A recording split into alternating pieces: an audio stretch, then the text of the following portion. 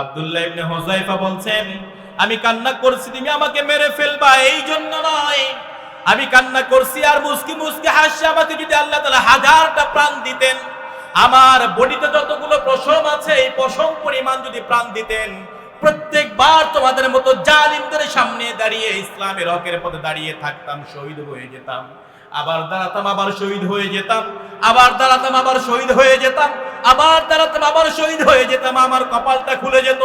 সেই জন্য আমি কান্না করছি, তোমার ভয়ে কান্না করছি না। রোম সম্রাট চিন্তা করলেন, যদি আমি তাকে আগুনের ভিতরে ফেলে দেই তাহলে তো আমি পরাজয় বরণ করি, কারণ তাকে তো আমি আমার প্রস্তাব মানাতে পারলাম না। যদি আমি আগুনের ভিতরে ফেলে দেই আমি তো তার সাথে বিজয় হলাম না, তিনি বিজয় হলেন, তার ইমানের উপর অটট থেকে বিজয় হয়ে গেলেন। রোম সম্রাট এবার তাকে প্রশ্ন করলেন, ঠিক আছে তোমাকে আমি ছেড়ে দেব, তবে আরেকটি প্রস্তাব তোমাকে আমি দিচ্ছি। বলে কি সেই প্রস্তাব? সর্বশেষ যে প্রস্তাবটা তোমাকে আমি দেব, তুমি আমার কপালে চুমু খাইবা, তোমাকে ছেড়ে দেব। আমার কপালে চুমু দিবা, তোমাকে আমি ছেড়ে দেব। তখন আব্দুল্লাহ ইবনে হুযায়ফা বলছে, চুমু দেব, আমার একটি শর্ত আছে। বলে কি শর্ত? তোমাকে আমি চুমু দিব, শুধু কেবলমাত্র আমাকে নয়, আমার সাথে যতগুলো বন্দী এসেছে, আমার সাথে যতগুলো মুসলিমদেরকে তুমি বন্দী করেছো সকলকেই ছেড়ে দিতে হবে। যদি ছেড়ে দাও তোমার কপালে আমি চুমু দেব। চ্যানেলটি সাবস্ক্রাইব করে আমাদের সঙ্গেই থাকুন। বিশ্বনবী সাল্লাল্লাহু আলাইহি ওয়াসাল্লাম ঈমানের দাওয়াত দিয়েছেন, চতুর্মুখী সাহাবীরা যারা ঈমান এনেছে তাদের উপর নির্যাতন চলে এসেছে। একটা পর্যায়ে একজন সাহাবী খাব্বাব রাদিয়াল্লাহু তাআলা আনহু, তিনি একবার তাকিয়ে দেখে বিশ্বনবী কাবা গড়ের যে ছায়া আছে সেই ছায়ার ভিতরে হেলান দিয়ে বসে আছেন, ছায়ার ভিতরে হেলান দিয়ে বসে আছে। খাব্বাব দেখলেন চতুর্দিক দিয়ে শুধু নির্যাতন আর নির্যাতন, মুসলিমরা সহ্য করতে পারছে না, যারা ঈমানের ঘোষণা দেয় তাদের উপর নির্যাতন চলে আসে। খাব্বাব এবার আস্তে আস্তে নবীজির কাছাকাছি চলে গেলেন, কাছাকাছি যে বলছি, ইয়া রাসূলুল্লাহ আপনি একটু আমাদের জন্য দোয়া করুন। কি করুন?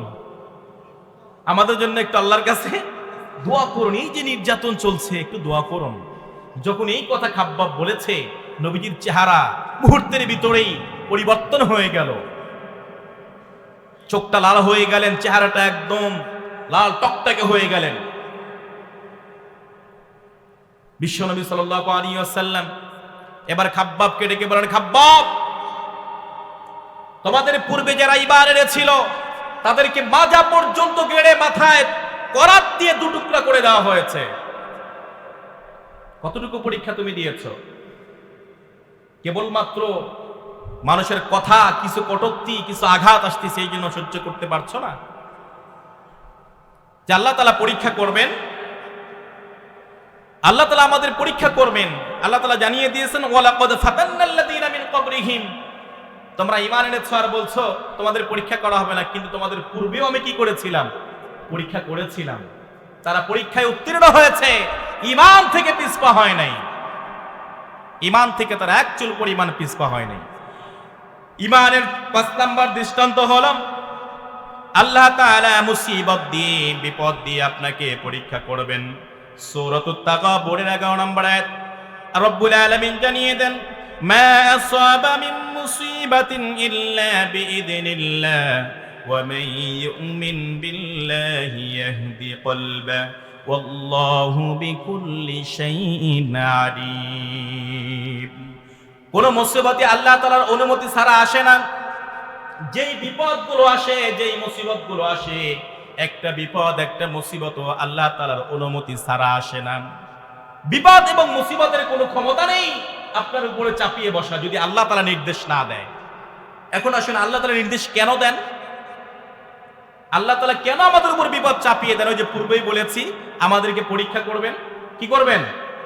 পরীক্ষা করবেন। এই পরীক্ষার জন্যই আমাদের বিপদ দেন। এরপরে কিছু বিপদ আছে যেটা আমাদের হাতের কামাই। কিছু বিপদ কি আমরা ডেকে নিয়ে আসি। আল্লাহ তাআলা জানিয়ে দেন, যাহারাল ফাসাদু ফিল বাররি ওয়াল বাহরি বিমা কাসাবাত আইদিন নাস। জলে স্থলে যত বিপর্যয় সবকিছু মানুষের হাতের কামাই। সব কিসের কামাই? আল্লাহ তাআলা কখনোই চান না আমার বান্দার উপরে অহেতুক কোনো বিপদ চাপিয়ে দেই। এটা আমাদের হাতের কামাই। আবার কিছু বিপদ আছে আমাদের পরীক্ষার জন্য আসে, যেটা ইমানদারদের জন্য। দেখি আমার বান্দা ধৈর্য ধারণ করতে পারে কিনা। সেই জন্য রব্বুল আলামিন সূরা তাকাবুনে জানিয়ে দেন, মা আসাবা মিন মুসিবাতিন ইল্লা বিইذনিল্লাহ ওয়া মান ইউমিন বিল্লাহি ইয়াহদি কলবাম। আল্লাহ তাআলার অনুমতি ছাড়া এমন কোন মুসিবত নাই যে তার অনুমতি ছাড়া আপনার উপরে চাপিয়ে বসে। আর যারা আল্লাহর উপরে ঈমান আনে, আল্লাহ তাআলা তাদের অন্তরটাকে হেদায়েতের নূর দ্বারা আলোকিত করে দেন। সুবহানাল্লাহ। যারা ঈমান রাখে এর পরেও আল্লাহ তাআলা তাদের অন্তরটাকে হেদায়েতের নূর দিয়ে আলোকিত করে দেন। সুবহানাল্লাহ। কিভাবে আলোকিত করে দেন? বিশ্বনবী সাল্লাল্লাহু আলাইহি ওয়াসাল্লামের পরে যারা সাহাবায়ে কেরামরা খলিফারা যারা মুসলিম বিশ্বটাকে শাসন করেন, সাইয়েদনা ওমর ফারুক রাদিয়াল্লাহু তাআলা আনহুর সময়ের ঘটনা। আব্দুল্লাহ ইবনে হুযায়ফা রাদিয়াল্লাহু তাআলা আনহু, ওনাকে একটি দল দ্বারা রোমের দিকে তিনি আব্দুল্লাহ ইবনে হুযায়ফাকে প্রেরণ করেন যুদ্ধের জন্য। এবং রোমের সম্রাট যিনি ছিলেন, তিনি সাহাবীদের সম্পর্কে অনেক গল্প শুনেছেন। নবীজির সাহাবী যারা, তারা ইমানের ব্যাপারে কোনো ছাড় দেন না। নবীজির সাহাবী যারা ইমানের ব্যাপারে কোনো ছাড় দেন না। ইচ্ছা ছিল সাহাবীদেরকে দেখা, আসলে সাহাবী কারা, তাদেরকে দেখবো আমি। তারা দিনের পর দিন বিভিন্ন অঞ্চল বিজয় করে যাচ্ছেন, কিভাবে সম্ভব? হঠাৎ করে একটা যুদ্ধের দামামা বেজে গেল। যুদ্ধের দামামা যখন বেজে গেল রোম এবং মুসলমানদের ভিতরে, রোম সম্রাট তার সেনাপতিকে জানিয়ে দিলেন, যুদ্ধে জয় পরাজয় যেটাই হোক না কেন, তোমরা মুসলমানদের যে কোনো একজন ব্যক্তিকে অথবা একজন সেনাপতিকে তোমরা বন্দী করে আমার কাছে নিয়ে আসবা, বন্দী করে আমার কাছে নিয়ে আসবা। যুদ্ধে গিয়ে যখন যুদ্ধ শুরু হয়ে গেল, মুসলমানরা একটা পর্যায়ে ধরাশায়ী হয়ে গেলেন। আব্দুল্লাহ ইবনে হুযায়ফা রাদিয়াল্লাহু তাআলা আনহু সহ একদল সাহাবী কাফেরদের হাতে বন্দী হয়ে গেলেন। রোমের সম্রাটের সেই সেনাবাহিনীদের সাথে বন্দী হয়ে গেলেন। তাদেরকে গ্রেফতার করে রোমে নিয়ে যাওয়া হলো। রোমে নিয়ে যাওয়ার পরে সম্রাটকে জানিয়ে দেওয়া হলো যে আমরা মুসলমানদেরকে একটা গ্রুপ নিয়ে এসেছি, সেই জায়গায় আল্লাহর রাসূলের সাহাবী আছেন সেনাপতি হিসেবে। রোমের সম্রাট এবার খুশিতে আত্মহারা হয়ে গেলেন, আমি আজকে সাহাবী দেখবো, দেখি তাদের ঈমানের পরীক্ষা নেব। তারা শুনেছি ঈমানের ব্যাপারে কোনো ছাড় দেয় না। বলে নিয়ে আসো, জলদি করে নিয়ে আসো। রাজ দরবারে নিয়ে আসা হলো। তোমাদের ভিতরে নেতাকে? আব্দুল্লাহ ইবনে হুযায়ফা হাত তুললেন যে আমি নেতা, আমি লিডার। ডাক দিলেন, কাছে নিলেন। সবাই তো অবাক দৃষ্টিতে তাকিয়ে আছে, রোম সম্রাট না জানে তার সাথে কি আচরণ করে। এবার রোম সম্রাট তার পাশে একটা চেয়ার নিয়ে আব্দুল্লাহ ইবনে হুযায়ফাকে তার পাশে বসালেন। বসায় হাস্যোজ্জ্বল চেহারায় তার সাথে কুশল বিনিময় করলেন। আমি শুনেছি তোমাদের অনেক গল্প, তুমি আল্লাহর নবীর সাহাবী, সাহাবীদের অনেক ইতিহাস শুনেছি, আমার দেখার খুব ইচ্ছে ছিল, সেই দেখার সৌভাগ্য হলো। তবে তোমাকে আমার কাছাকাছি, তোমার প্রতি আমার কোনো বিরূপ ধারণা নেই, শত্রুতা পোষণ করার কোনো ইচ্ছাও নেই। তবে তোমাকে একটি প্রস্তাবনা দেব, যদি প্রস্তাবটা মানো তোমার সাথে আমি বন্ধুত্বের সম্পর্ক করব, সবাইকে মুক্ত দিয়ে দিব। কি প্রস্তাব? বলে তোমাকে, যেহেতু তোমরা মুসলিম, তোমাকে খ্রিস্টান ধর্ম গ্রহণ করতে হবে। আর যদি খ্রিস্টান ধর্ম গ্রহণ করো, তোমাকে দুটি পুরস্কারে পুরস্কৃত আমি করব। 1 নাম্বার, আমার একজন সুন্দরী কন্যা আছে, তোমাকে বিবাহ দেব। 2 নাম্বার, আমার যে রাজ্যটা আছে, আমার কোনো ছেলে নেই, আমার রাজ্যটার অর্ধেক লিখে দিব, আমি ইন্তেকালের পরে গোটা রাজ্যের মালিক তুমি হয়ে যাবে।